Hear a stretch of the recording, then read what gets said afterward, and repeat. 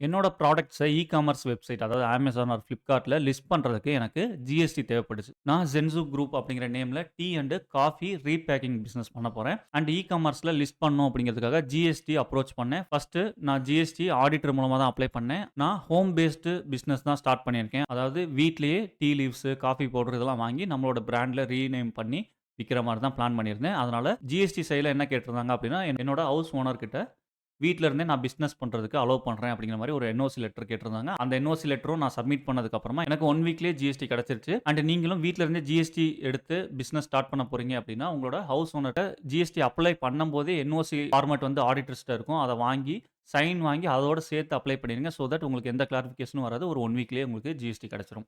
And எனக்கு ஓவராலா GST apply பண்றதுக்கு ஆடிட்டரோட சார்ஜ், பிரிண்ட் அவுட் சார்ஜ் இதெல்லாம் சேர்த்து 3000 செலவாச்சு. அடுத்து நம்ம e-commerce registration and packing material எங்க ப்ரொக்யூர் பண்ண போறோம் அப்படிங்கிற எல்லாத்தையும் டீடைலா பார்க்க போறோம். நம்ம சேனல இதுவரைக்கும் சப்ஸ்கிரைப் பண்ணலனா மறக்காம சப்ஸ்கிரைப் பண்ணிக்கோங்க. Thank you all. பை.